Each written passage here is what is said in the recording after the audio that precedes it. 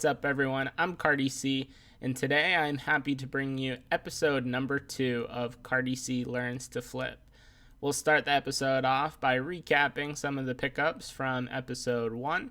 We'll cover the sales that have been completed since episode 1 was uploaded.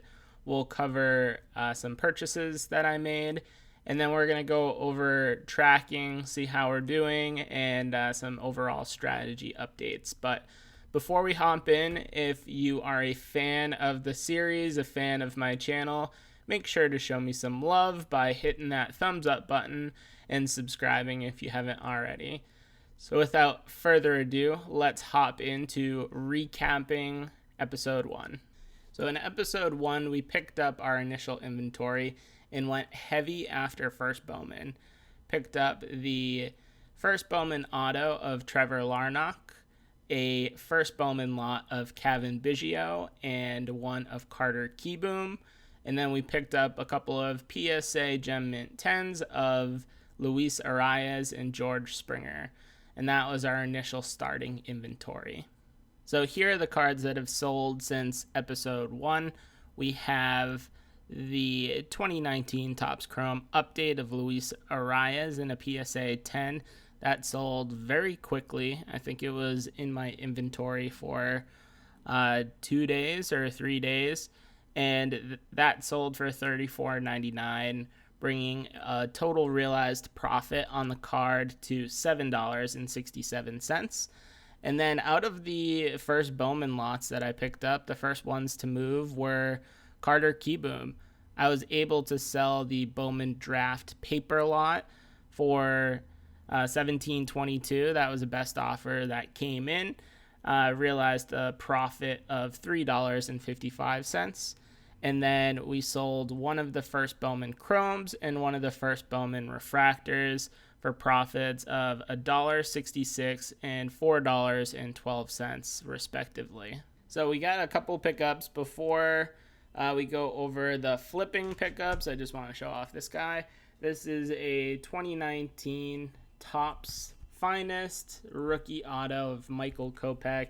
I've gone over him. He is one of the guys that I'm targeting for the flip series, but being a top tier Red Sox prospect once upon a time, I'm also PCing his card. So this was just a $5 eBay pickup to add to the collection. I also have 5 2019 Topps Series 2 Fernando Tatis cards. These were found by Mr. Dub, Bay State Breaks on YouTube. Go check his channel out. But someone was selling these in a Facebook group. We got 5 of them for $30. I went over each one of them with the loop and found that this guy on the top is in really, really good condition. Topps Series 2 for some reason seems to be pretty condition sensitive. There's always a rough edge or a rough corner on these Tatis cards. So this was actually the first one out of the 10 or 15 that have come through my possession that I feel comfortable sending in, and hopefully it'll get a PSA 10. So in a later episode, we'll go over for the flipping series how we're going to send cards into PSA, how we're going to go over them. But we'll be selling 4 on eBay for around $10 a piece, and then sending the one on the top in for grading. But that's not all I picked up. Let's check out the next 2 pickups. So here are the next 2 pickups that I had.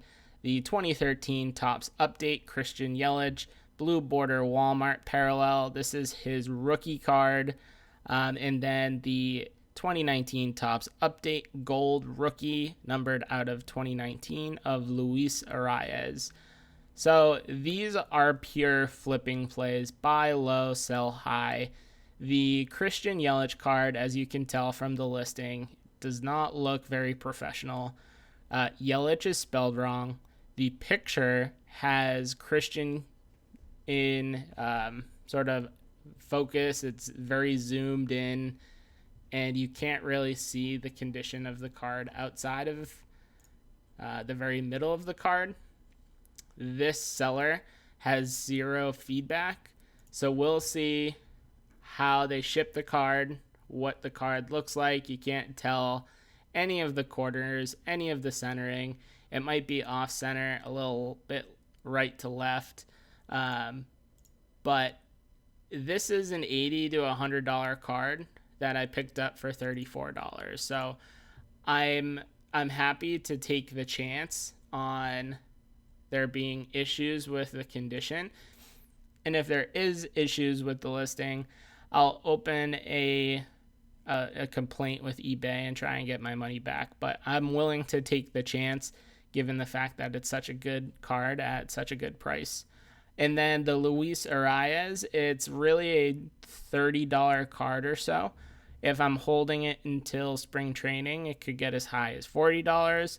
And I offered him a $20 offer, and he jumped at it. So I was able to pick it up for $20, free shipping, and I'm feeling optimistic about both of these guys coming in despite some red flags on the purchases. Now for some metrics. I had decided that I'm gonna build the tracking spreadsheet out a little bit differently, and I wanted to see what other people in the community were doing. So I reached out to Chris Torres. You can find him on Twitter at CRT Sports Cards.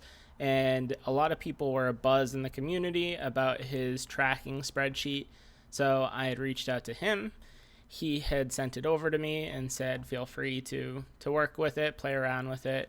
So I did. I made some changes, and I can walk you guys through it. But essentially what we have is a sales information tab that takes the inventory number of the card, what the card is. This is automatically populated based on the inventory number.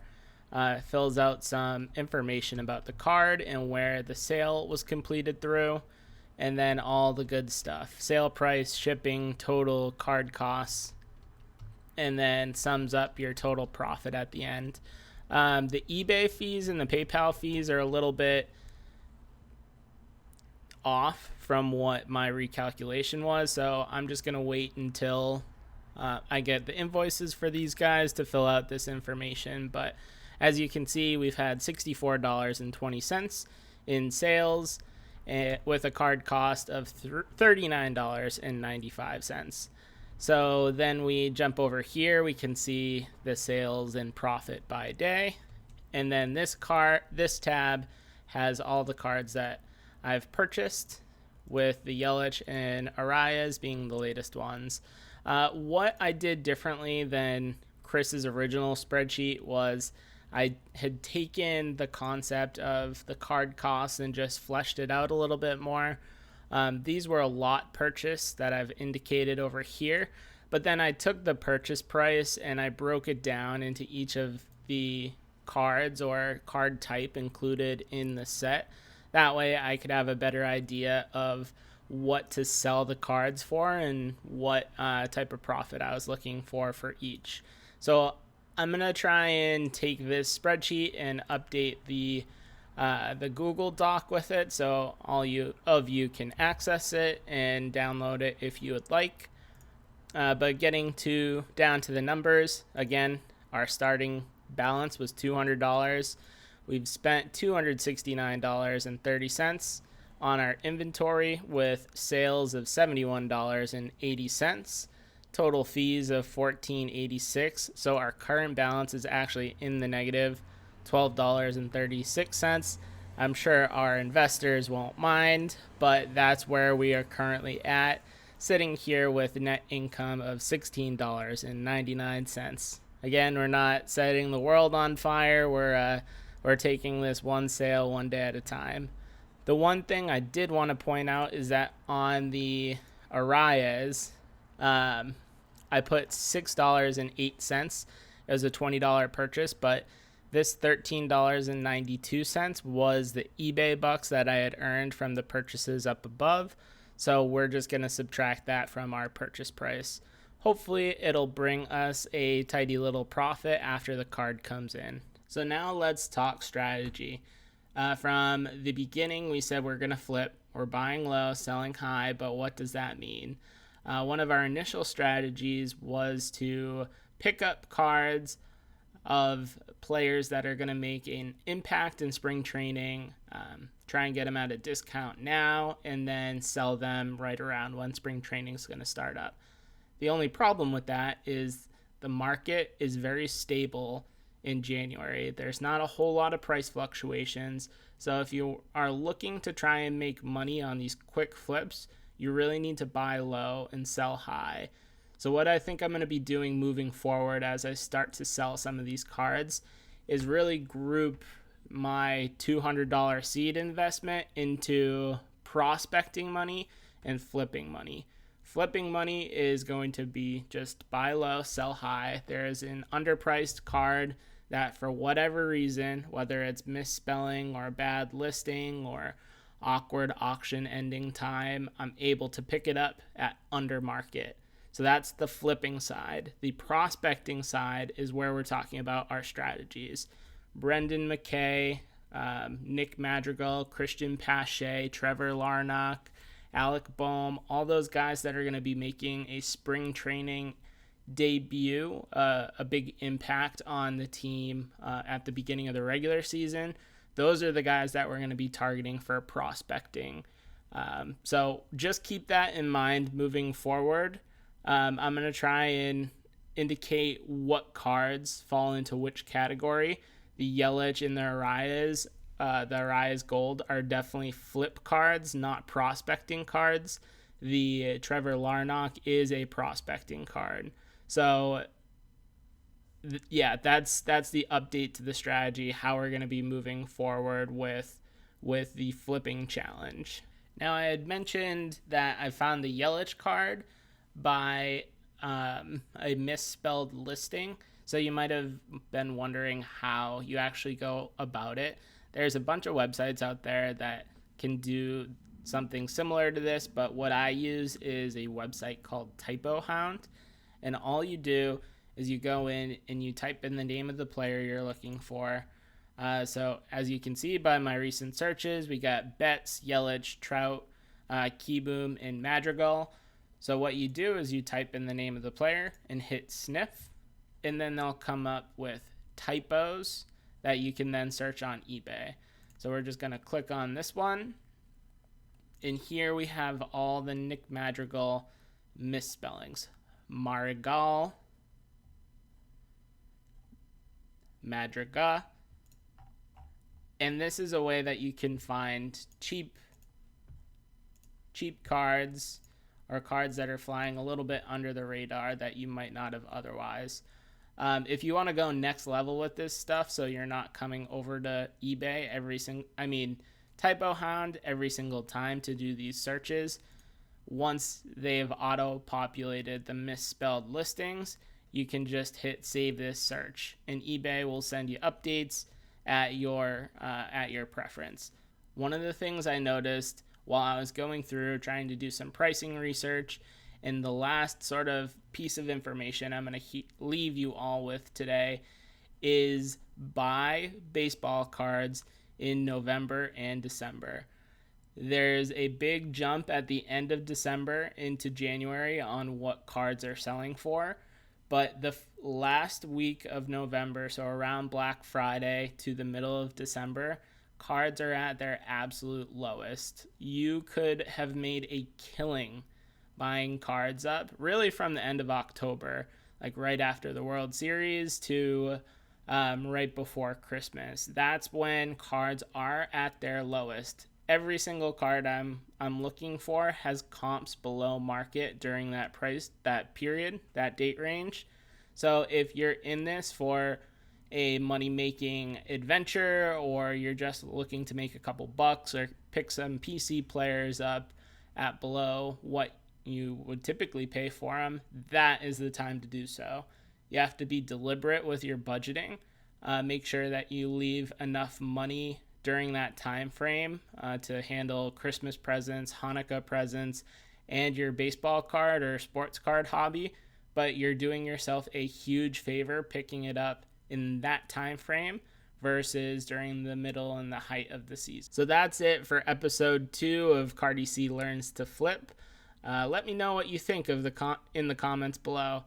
I've quickly found that it's a lot harder than I thought it would be. Big shout out to some local YouTubers that have been integral to the success in the cards that I've found now and some of the sales that I've made. Filmington, Bowman 1951, Mr. Dub, Bay State Breaks, and B Roth 6.